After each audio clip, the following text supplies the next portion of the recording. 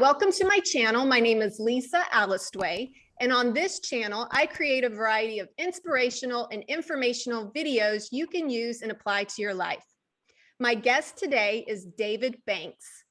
David was a competitive rower and represented Team USA at the 2008 Olympics in Beijing and the 2012 Olympics in London. In today's chat, Dave is going to share with us his Olympic experience, his thoughts on mentoring and role modeling, as well as addressing some equity and diversity concerns in sports. Welcome, David. Hi, how you doing? Thank you for having me. You bet. So let's kind of rewind back to the beginning about when you were younger. Did you think that you would become an Olympian one day? No, not at all, really. Well, I loved growing up. You got to see it on TV, so I loved watching the Olympics. I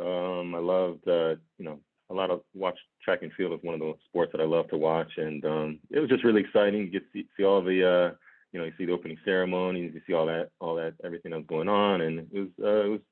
I loved watching it, but never thought that I would actually be there. And so it was just one of those things in life. One thing kind of leads to the next, and I sort of ended up there.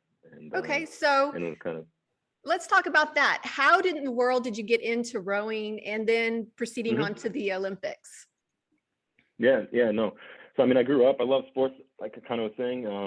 I grew up, my first love was basketball. So I grew up playing basketball and like many kids, and played it for years, played in high school. And then in high school, I got into track and field. So I started running track. And so I just loved sports, had nothing to do with the water though. Didn't really have much interest in the water or swimming or boats or whatever. And it wasn't until I got to college, I went to Stanford University, and right my first week I was there, somebody came by, said there's a meeting about walking onto the rowing team, and so there was a free dinner involved, and so I said, okay, that sounds pretty good. And so I went, and sort of one thing led to the next. I kind of took a shot at it. I was there. They had this little, dinner was great. They had a little presentation, and I said, okay, what's the worst that could happen? I'll try it for a week, see what happens. Try it for a month. What's the worst that happens? I can always quit. And so I kind of kept going, and I kind of slowly started to fall in love with it. And that was sort of my introduction into the sport. Wow. So were you naturally athletic? I don't know if I was athletic. I love being active. And I was a decent my high school basketball player. Maybe I wasn't a Division I basketball player. Track and field, I was okay as well. I wasn't, didn't earn a scholarship for either sport. But I love being active. I love competing. That was one of the things I really loved. And even after high school, I just had this drive to kind of keep competing and doing something. And I think rowing just kind of sort of slid into place. For me, it's a sport that you really put a lot of effort. You put effort into it, and it's easy to see that sort of output. And for me, I kind of immediately kind of saw that. Right, I saw myself kind of slowly getting better. And a week into it, I said, well, I was doing better than I was a week before. Then a month, you kind of see your progress, and it just kind of sort of set this fire in me. And I love the competition piece of it. It's a sport where you're it's an individual sport in a sense, but you're also part of this bigger team. It's sort of these interesting dynamics, and it just kind of, for me, it was the perfect fit, and just kind of, it's kind of a good match. So how did you go from being on the college team to one day being on the Olympic team? Yeah, so rowing's it's a smaller sport, so it's it's a small world, I guess you could say. So I graduated in 2005, 2006. So right around that time, 2004 Olympics had just happened, basically. And so the head coaches of the U.S. team kind of go around to all the colleges, kind of trying to recruit new talent. And so kind of coming into my senior year, they were kind of going around to different colleges and recruiting people to come, try out again. They kind of just finished their one Olympics, and they're kind of looking for getting some more athletes into the system. So coach came by, saw me, and then I was invited to a camp that summer. So basically, they invited a bunch of college kids, maybe 25 or 30, to come, and I was one of those guys. And that was my first introduction, sort of, into the national team. I probably should back up a little bit. So, the Olympics are, rowing is a completely amateur sport. There's no professional rowing league. So the Olympics is the biggest event, and they're obviously every 4 years. But in between, there's always a world championships. You're always training for something, but it kind of goes in a wave, right? The Olympics is the high, the peak, right? And then they'll come down the year after. Slowly every year gets a little bit more and more competitive until the Olympics again is sort of that Super Bowl. So this was sort of in that downtime of trying to get new talent in the beginning of the quadrennial when the coaches came by. And in this country, we have sort of a central training system, which means there's a sort of one place where the U.S. team is. And so if you want to make it, you kind of more or less have to gravitate there. And at that point in time, it was in Princeton, New Jersey. And so he came by. I got invited at a camp in Princeton, New Jersey, and kind of got introduced to the team, and then kind of went from there. So that was my senior year of 2005. And I was kind of at a crossroads. I didn't know exactly what I wanted to do. And I knew that rowing may be possible, but I knew it wasn't a professional sport. So yeah, you're not making any money, and so you kind of know these things, and didn't know exactly what I wanted to do. And I also had an opportunity to go back to school, and so I decided to go to this camp. But at the same time, I'd gotten into school. So what I ended up doing is basically going back to school for another year, still trained, kind of had to, get kind of reevaluated again to get invited back. And then I finally made it back in 2006, back into Princeton. So I basically moved there, kind of said, okay, here's what we're going to do. We're going to try to make the 2008 Olympics and kind of go at it. And so kind of that was that next step. When you made the 2008 team, what was like your Mm-hmm. training, nutrition, schedule, regimen that you were required to do? Well, training, yeah, I guess the training, it's, kind of do whatever the coaches sort of tell you. So in, again, it's the Olympic year, it's sort of always the biggest year. And so that usually, a lot of the focus is, trying to get water time, so you're really, really trying to get as much time on the water. Whereas in other years, you may do some rowing, sort of fitness sort of in the wintertime, right? Because many places, right, obviously, water will freeze, and so you can't row. So for example, New Jersey, you can't really row for 3 months of the year. So sometimes those non-Olympic years, you're doing a lot more indoors training, kind of on a rowing machine or cross training. Maybe you've seen maybe one of those rowing machines at the gym. It's kind of got a seat with a little flywheel. So a lot of times in the winter, you'll do that, just building good fitness.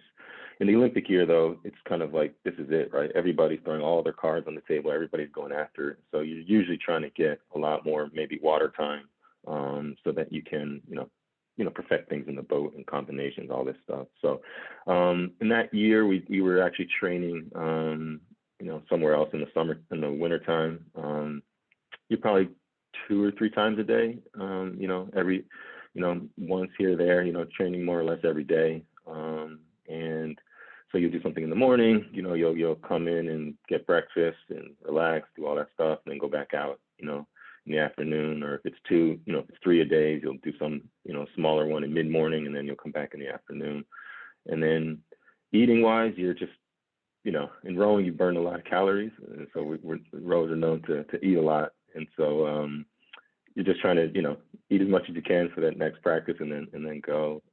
Through my career, I've kind of tried to definitely focus on nutrition a little differently than when I was younger, and try to eat better, eat healthier. But So they weren't concerned with your macros, your micros, and calories, and yeah, not too much. Yeah, we have some nutritionists on staff, but generally not too regulating it. Again, rowers just you burn a lot of calories, you expend a lot of energy, so you just need to make sure you getting enough in. It depends. It's different. Everyone kind of has their own ways about them, right? Certain people like to do certain things or this or that. I was always under the impression I tried to eat well, so make sure I was putting good things, in my body. But I also didn't want to get to a point where, I needed to do something in order to do well, if that kind of makes sense. Or I needed to do this. I was so strict where if I didn't do this, because you never know, right? If you're traveling, if you're overseas, it's always a little different, right? And so maybe I was somewhere and I couldn't get what if I was in that mindset where I need this, I have to do it like that. If I was traveling or overseas at a race and something's not available, or your schedule gets tripped up, you have to be a little bit flexible, right? So I didn't want to get to that mode where this is the only way I'm going to do well is if I do this, because things happen, right? So I didn't want to be in a situation where all that goes crazy, where how am I going to respond? So I was always, try to just do general, the basic things we talk about, nutrition, and just make sure I could be able to perform. So let's talk about your 2008 Olympics in Beijing and what your experience was with that. How nervous you were? Or what did you think about how it all went down? Yeah, so I guess, so like I said, I first got to the training group, I guess, 2005, 2006. So, you do well in college, and then all of a sudden you're kind of, you're at the bottom again, right? Because everyone's a little bit better. So I was always kind of slowly trying to work my way up. So for me, 2005, that summer, that World Championship, I got cut from the team, and I went back to school. 2006, I show up ready to go. You kind of take a look at me like, well, you're not ready. So I more or less got cut that summer. Okay. So then you go another year. So that's, that's halfway through the cycle, right? There's only 2 years left before the next one. 2007, I was there. My first year, I was training. I was doing pretty well, but I remember I was trying to make the Pan Am Games, actually, which is the year before the Olympics. So in my mind, the Olympics is there. Everybody's going for it. And I was like, I have no experience, right? I've got no international experience rowing or racing or any of that. So here's an opportunity the year before at the Pan Am Games, which was at that point in Rio. So it's like, okay, I need some experience before I, get ready for that next huge race. But I ended up not making that team. I kind of got cut again. So, here I am, during this Olympic year, I've got no experience, and I'm slowly on, trying to work my way up and kind of still at the bottom a little bit. So a lot of that year was kind of working my way up. Some things happened that were, some good opportunities happened. I've had some really good, people in my corner, some really great mentors that helped me along. And so I get, it's about 2008, the games are in August, I think, and we were at a race. Some things kind of went my way a little bit, and I had an opportunity for this race in May to sort of more or less kind of qualify a little bit. So things went well. So it was kind of like this kind of rapid kind of trajectory, I guess you could say, from beginning of May, kind of not being really close until, all of a sudden you're kind of there. So for me, it was just like when you got to the games, it was just this amazing kind of, it was all just so new, just in so many different ways. And I just, through that process, 2005, 6, and 7, right? I mean, you're in a sense just training for yourself in a ways, right? And your family, right? You're not really part of a school or anything. And so it's kind of, it's not selfish, but, you're doing everything for yourself to get there. And it was funny when not funny, but when I made the team, it just kind of, something switched, it was no longer just myself, right? It was really actually representing everybody, right? Your family, you go back to all your coaches who are there, teammates, everybody in the country, right? You're really representing everyone. So it really does sort of hit you a little bit, right? I'm not just me out here, representing myself. And so you kind of gives you this sort of sense of mission, and so I kind of went into that really just feeling like, I really wanted to, just do well and represent everybody kind of on this new mission that I had. And you get there, it's an amazing, for me, I hadn't really done a world championship yet. So it was all what I knew. I think at the end of the day, you hear a lot, you try to, I didn't want to make it too big, you try to like just focus and do what, take care of everything, right? And focus and stay sort of in that tunnel. And, so it was kind of able to do that, but it was still so new, and it was just this amazing experience. And I kind of lost my train of thought, but it was it was awesome. And then we competed, and you have that piece of it, and then you have some other opportunities to kind of enjoy the overall experience a little bit. Yeah. So you did the 2008 Olympics in Beijing, and then I imagine you had to try out again to make the 2012 team, correct? Mm-hmm. And so how would you contrast the 2008 experience with the 2012 experience in London? You have to try it again. So we, 2008, we did well. We finished 9th. It was really close racing. I think this boat was a great boat. It was a boat of 4 people. We just had, every time we went out, it was just really good. We had done practice, we had set records, but, the competition is the margins are so small, right? And so we just were on the wrong end of things and finished ninth.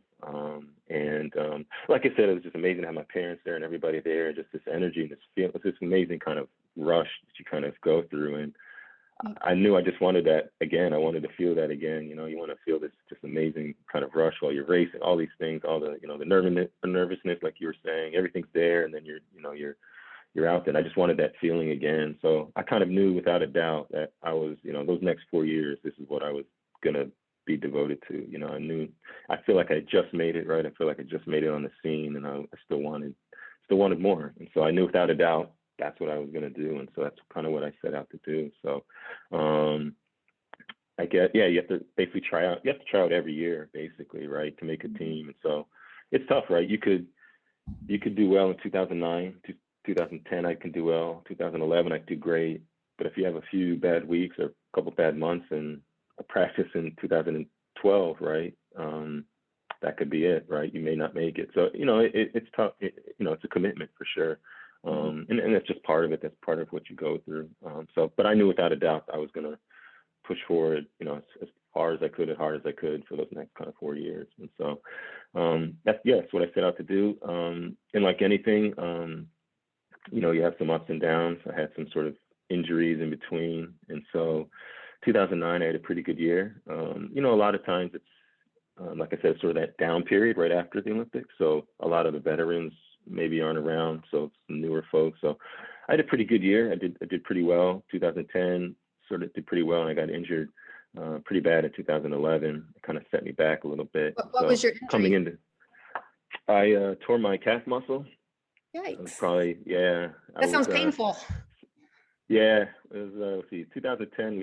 We had just gotten back from the World Championships. It was in New Zealand, and so we had, like, you know, a couple weeks break, and some guys were playing basketball. You know, I hadn't played in forever. I said, sure, I'm gonna go. It wasn't even with rowing. This is in basketball. No, yeah, it was bad, right? And so they go, and I said, sure, I'll go. And I was feeling great. You know, I was feeling fast and running, and I took this one step, and I kind of collapsed to the ground. And I thought this guy I was playing with, he was kind of goofy a little bit. I thought he kicked me. I'm like, you know, why'd you kick me and, you know, knock me down? But he said, no, you just kind of fell. And so your calf muscle is kind of like tearing your Achilles a little bit. And so, yeah, that set me back for a few months and took a little bit to recover and kind of get back into it. And so we had some other changes going on as well. So I guess that 2012 was sort of this kind of back on track, a little redemption, a little bit for myself, and really tried to push. So coming into that, you know, I kind of some different experience I'd gone through, you know, some highs earlier in that quadrennial, so some lows, and it was definitely different. You know, I was, for better or worse, I felt kind of there, you know, for that one purpose, right? You know, it wasn't like, here, I made it, I'm happy to be here. Like, the main purpose of it was to go and to win a medal in 2012. Perhaps maybe that wasn't the best perspective, but, you know, I felt like I'd already done everything. I'd already seen it. I've been to events. You know, I wasn't there just to say, I'm so glad I made it. I was like, no, you know, this is what we're here to do, to win a medal. And so kind of going into it, that was sort of a little bit of a difference, kind of, you know, just perspective and having been you're a veteran now. Been around it.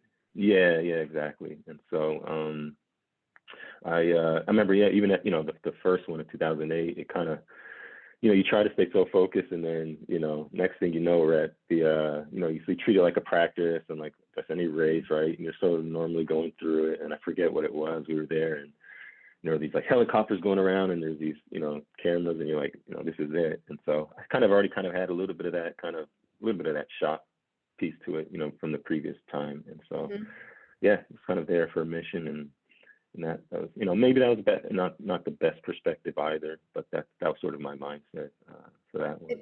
And where did y'all place in the 2012? We finished 4th, so it's just painful. You know, yeah, like, you know, in awesome. 2008. Yeah, no, we were about 10th of a second, you know, from a medal. We had kind of won our heat, and then we ran right into the final, and we had, you know, whatever reason, we had a bad start, and in that particular type race, you just can't start like that. So we kind of clawed our way back, you know, and just got, you know, just that to the end, and it was a tough one for sure. For sure. It hit me a lot harder than the other one.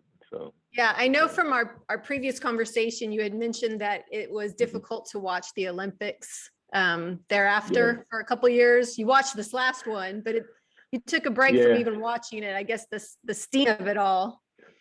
Yeah. I mean, 2012, I think, it's tough, right? Again, you kind of put yourself in that perspective, right? And like I said, from 2008 to 2012, like that was my focus, right? And we were going to go and we were going to win. So you start to tell yourself that narrative, right? You tell yourself that's what you're going to do. So 2009, through all the injuries, you're still telling yourself we're still going to do it. You're still going to get there, and you kind of keep clawing back, right? And it was weird. There's sort of this finality to it, I guess. Once we crossed that line and finished fourth, like everything just kind of hit me a little bit. I think I put myself such in that perspective, in that mode where this was the one thing, and maybe you kind of have to do maybe to get there, maybe. But it was a little bit of a tough rebound, because all just kind of everything that you put, all the work kind of to get there, and to come up just so short, it kind of sort of hit you. So I needed a little bit of a change, So a little bit after that, I started, I needed money too, because I didn't really, you can't have it. It's tough to have a real full-time job, Yeah. as training. And so I needed some money and started working, something else to kind of engage my mind. And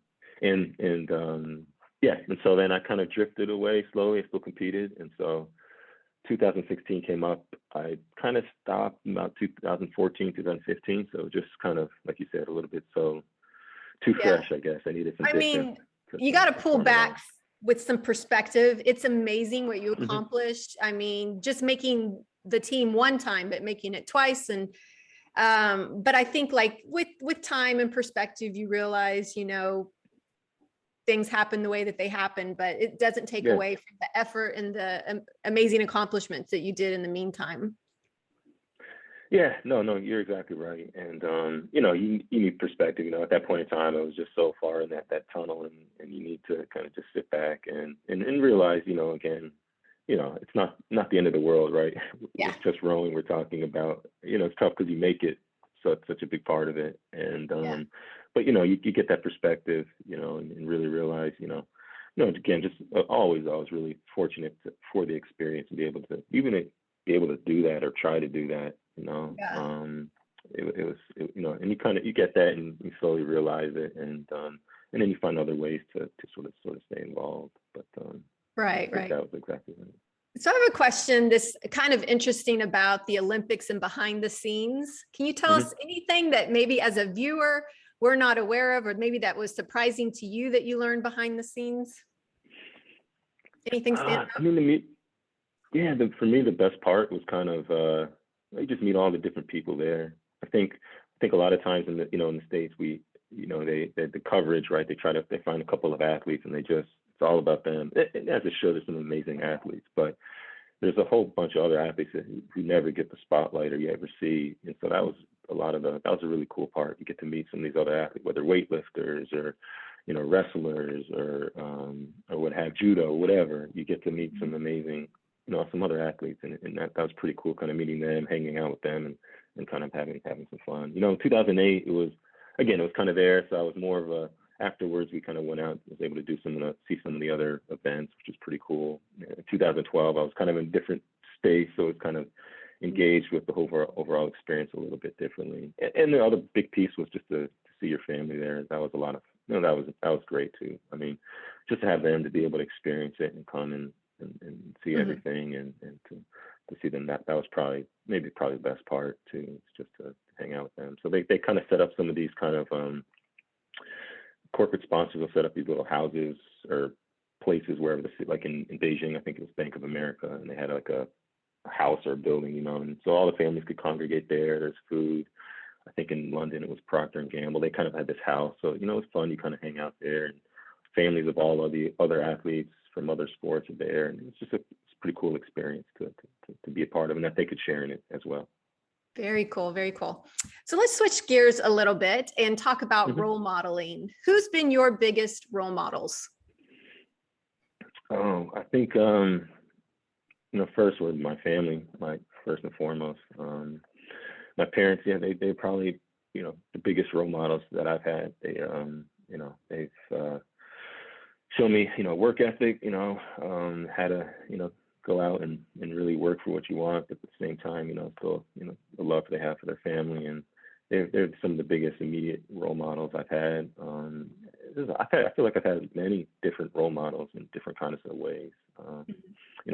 My grandparents, my brother and sister, other teammates, I think I've tried to, I think someone told me, actually, I remember it's kind of when I first got to the camp, it was almost kind of, you can kind of, they said, take advice kind of from anybody in a ways, right? Don't necessarily have to be advice from a certain person. You can kind of see advice and take things from anybody. And I think kind of like that for me is sort of role models. I feel like there's lots of people out there who I've really looked up to in various ways, and try to take a little bit of something that they have, or some of the knowledge that they may share. My parents were the first and foremost, and they've been the biggest one there. And I've had some other important role models and maybe almost mentors too, in the sport. There's a really good friend of mine who I actually rode with in a boat in Beijing. He was helped me he kind of changed my the way I went about everything, made me a little more professional and just mentally, and it's been a big influence in my life. So I think throughout, I try to find new role models, as I've gone, and people to really look up to. Okay. And so sometimes becoming an athlete, you automatically become a role model because the spotlight is on you now and kids look up to you. And how did you handle being an instant role model? No, I think, I guess it was, I'm trying to think of the other way to answer. It was, I've always tried to, even if I didn't have a spotlight, try to, again, impart any sort of knowledge or what I have on, what I can share with others. I guess, I tried to take it seriously, I guess. I think I did realize that, being in that position, like you said, naturally, there may be, people may, look up to you. And so, I always was pretty serious about that. I guess in rowing, it's not very diverse sport, trying to change that. And so for me, that was sort of a big part of it too. I'm biracial, my dad's Black, mom's white. And so I knew there were, being Black,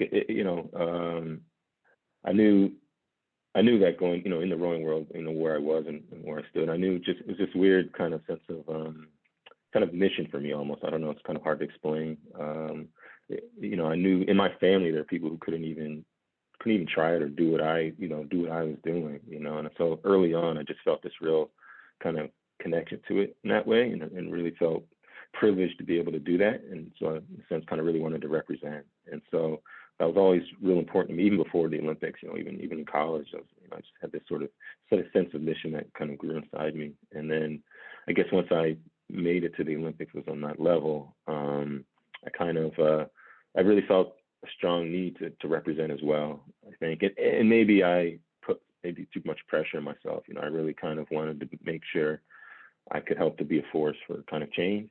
And not in a way where it's like I'm the greatest and I'm gonna, do all that. It was more, I realized, like you said, sort of the spotlight. So I felt this real kind of need to, a mission to really represent and really, try to help push things forward. So I think I actually maybe put a little pressure on myself to do that, right? And like I said, that's kind of that period between 2008, 2012, where kind of learned, right? You come up on the scene and you're, doing well, and I think I needed to be humbled a little bit, and I think I was for a number of different ways. And so I kind of, tried to kind of work with sort of that experience, and I think put a lot of pressure on myself. And at the same time, I felt like I was there and I made it, and I had some growth to do, I think, after that. And so I think now, full circle, it's a little bit different. Yeah, go ahead.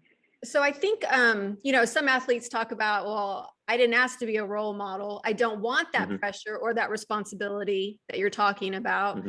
I'm still me. I don't want to have to not be me and to change. And so It's interesting, how some athletes will process that. Some Hmm. feel the burden of that responsibility now because all eyes are on me, and versus others are like, heck no, I'm going to do what I want, and I'm not trying to be a role model. What are your thoughts on the Hmm. two different camps there with regards to that?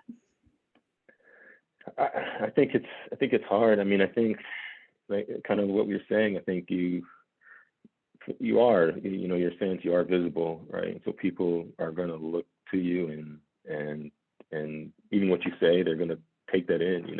Young people especially, they're very, they'll take in and they'll listen to what people say. And I think Impressionable. Mhm. it impressionable, exactly. And so I think it's just the fact of it. Rowing, there's not as many eyes, right? It's not the same as some other athletes with a lot more visibility and whatnot. So it's a little different, but. So it's hard to say if I was that big or that famous, how would it, would I act differently? So I can't. It's hard. I'm not in that position. But to me, my small little world, it comes with it. I don't necessarily always like, talking about myself, or putting myself out there for things. But I do realize, or there is some importance there, in some of the things that I've accomplished, and try to. It just, I think it comes with it, and sort of a responsibility there as well. Mhm. And so, So you yeah. mentioned that you also had some mentors along the way. What Hmm. do you see as the difference between role models and mentors? That's a good question too. I was kind of merging them a little bit earlier. Yeah. I guess I think mentors are, well, maybe the difference maybe is, I think sometimes they're one and the same. I think role model, maybe mentor, I think there's more of a direct relationship with that person, right? I think you could have a Or role model, right, one-on-one? who you don't know. Yeah, role model you could look up to, right? I don't know who they are, right? You can have, yeah, I have many role models of people in history, right? I think they could be that's what a role model. I think a mentor is someone who's, you have that relationship, like you said, more of a one-to-one, in a different ways. So I think they can be one and the same, obviously. But yeah, mentors, I think someone who's more in your circle or closer, to what you're doing. Okay. In that So sense, yeah.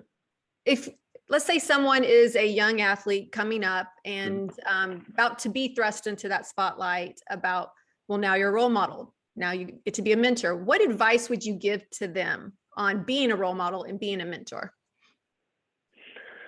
Yeah, no, and I've had, a lot of people come up to me sometimes that you get introduced to people. So, I've had, I've learned as well. I guess one of the things I would find a way to relate, I guess maybe to whoever you're talking to is important, right? I mean, if people come, talk to me, if I get a high school kid, he comes talking to me, about the Olympics, I like to talk about it, but it's kind of, at the same time, I want to find something that I can relate to with them, right? And I'm not saying that they can't, it's tough to say, it's just such a distance between the things, And so I want to find ways I can relate, to that person. I mean, I could talk about my experience, and I don't mind, but I'd Mhm. really be more interested in trying to find something that's relevant that I can help. It's Mhm. tough to say, well, how it is when you're on the starting line at the Olympics, and it's how you feel. Like, well, no, how am I going to relate to a young kid who doesn't, not there yet? And so Yeah. I try to, and I also try to, I try to say, this is my path that I chose and that I took, and some fortunate things happened, but I think it's not the only way, it's not the only path, and it's not like the best path, right? It's just what Mhm. my journey, my path was, right? So I try to also look at it from that sense too, not saying do these things and it'll be just like me. Like, no, you have whatever you're doing, So I think it's important to find ways to relate to the people that may be, looking Yeah. up to you. Find that connection, that common ground. You might even have Yeah, to go back to maybe a childhood experience that you had that yeah. maybe they're Hmm. having that you can kind of share and grow from together. Exactly. Yeah. Exactly. Yeah. So that'd be the advice I would give. Yeah, to someone Okay. new in that sort of spotlight. Very cool. So you do have an interesting background, a very diverse background and unique Hmm. background. And so I know Hmm. one of your passions is equity in sports, in Hmm. particular in rowing, because you are probably very unique in the rowing world. Yeah. No, it is. It is a passion. I kind of alluded to that a little bit earlier. And it's just, for our sport, it's just more or less been a lack of, I think, opportunity and access, and then also, I guess, sort of inclusion once many people have the access, but and so it's kind of, I think, shut a lot of people out historically for for a number of years. But trying to change that. And I kind of what was your question? I was going to go on another tangent. I just want to make sure I was answering those. Oh, just your passion of equity in sport. How can we maybe increase participation for certain groups and so on? Okay, yeah, no, sorry. It's kind of going on, and then I was like, wait a minute, I want to make sure I answer the question. However you want to take it. Exactly. So yeah, I mean, it was a passion, and then for rowing, there's only been 5 Black Olympians, all for ever. So I've wanted to change it, and I saw that I had this amazing experience, this amazing opportunity, and obviously want others to be able to experience that, or be able to choose to experience it, right? Not saying they have to, or saying like this is what you have to do well. No, I want people to have that opportunity and that choice. And so even in college, like I was saying, I kind of had this sort of sense of mission, and then afterwards, I started trying to do some things once I was on the national team level, but it was just tough so much training. I couldn't really, I'd start doing something, but then you have practice you have to go to. So it's tough to make certain commitments. And so in my mind, I was like, okay, what thing I can do is be the best I can, try to get some more visibility to it, so people can maybe one day see somebody out there who may look more like them. And so now that I'm done competing, I've had more opportunities to kind of get involved and try to find different ways to help find some change. And so that's a lot where my connection is to the sport right now, is sort of in those lanes, in those ways. And and there's a lot of people across the country doing some amazing things that also have similar passion to change the sport. And so it's been fun to just be able to kind of connect and find other people and sort of everyone kind of work as a team to fight some of these problems. Yeah, because I mean, I don't know of any rowing in high schools. I could be wrong. Yeah. It doesn't exist. Yeah, it's there. It's very limited. It's very limited to where you live. Obviously, limited. it's going to be a big issue. If you live in a rural town, exactly right. There's no rowing team. Exactly. There's no rowing. Yeah, I mean, if you go to certain cities, Boston's a big rowing place. Philadelphia, but even in those cities, it's not. You don't see everybody in that city participating, right? Mm-hmm. And so, and that trying to find ways to increase the access to the sport, just get more people involved in the sport. And it's tough. I think it's it's tough to get people to try something new, and especially where people may not look like them, right? And you don't feel maybe comfortable. There's water involved, and so sometimes that can be scary, or people don't know how to swim, and so it can be some tough barriers there to kind of break through to get to the actual experience. Mm-hmm. Once you're out there and you're doing it, which I think everyone would enjoy, but there's just so many barriers, that different layers to try to attack so it. Exposure and education and mm-hmm. knowledge around the sport mm-hmm. are all things that need to be addressed initially, because then once people get access to it, they'll more likely, hey, this isn't what I thought it was going to be like. Exactly. And then finding ways to, I guess, be inclusive, and trying to be, to be part of and relevant in communities. I mean, that's one of the, areas.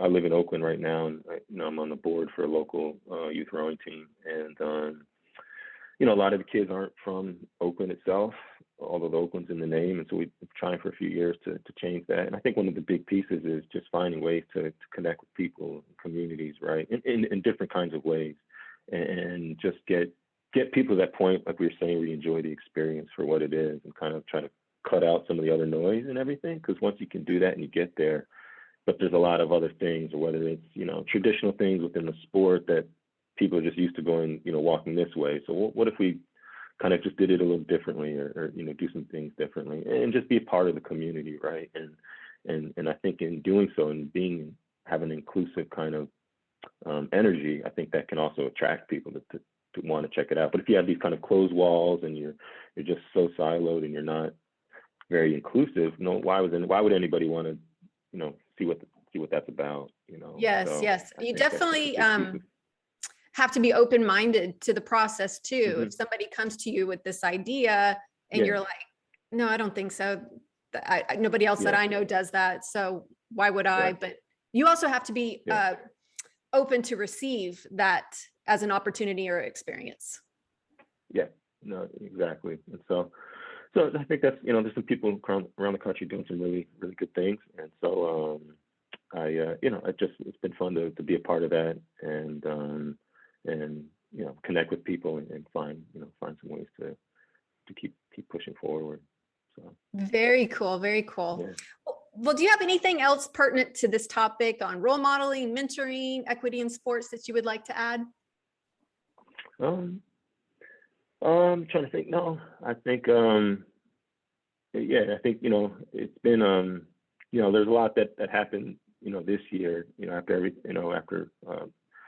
George Floyd was killed last year. So there's a lot of change that happened pretty quick. And so we're seeing a lot of things. So one of the cool things that I think we've been able to kind of connect a lot of kind of the rowers of color around the country.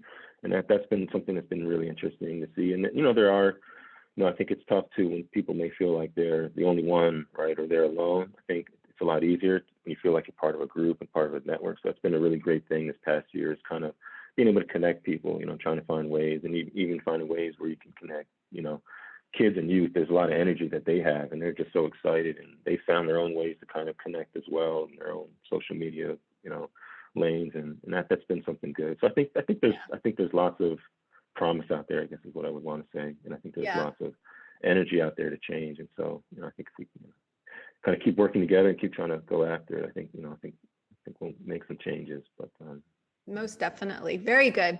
Where can people find you or reach you? I don't really have any social media. I guess I'm on LinkedIn. I think there's only one I have.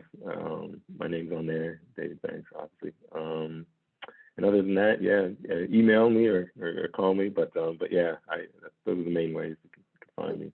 Very good. Well, keep doing what you're doing. I think you are making a difference. You have made a difference. And, these are some good things that are going to be coming, I think, in the future. So keep it up. Great. Thank you very much, Lisa. Thank you. Thank you.